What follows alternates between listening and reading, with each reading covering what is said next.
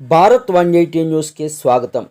కేరళ రాష్ట్రంలోని పంబానది తీరంలో శబరిమల శిఖరాన వెలసిన శ్రీ స్వామి అయ్యప్పను దర్శించుకోవడానికి భక్తులు ఎన్నడూ లేనంతగా పోటెత్తారు. స్వామివారిని రోజుకి సుమారు 60,000 మంది భక్తులు దర్శించుకునే అవకాశం ఉండగా రోజుకి సుమారు 2 లక్షల మంది వరకు స్వాములు వస్తున్నారని అంచనా. భక్తుల తాకిడి గుర్తించిన కేరళ ప్రభుత్వం దర్శన సమయాన్ని మరో గంట పెంచి 70,000 మంది భక్తులు స్వామివారిని దర్శించుకోవడానికి అవకాశం కల్పించింది.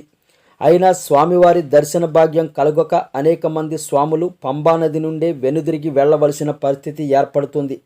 అక్కడ ఉన్న వసతులు ఏమాత్రం సరిపోక భక్తులు అనేక ఇబ్బందులు ఎదుర్కొంటున్నారు.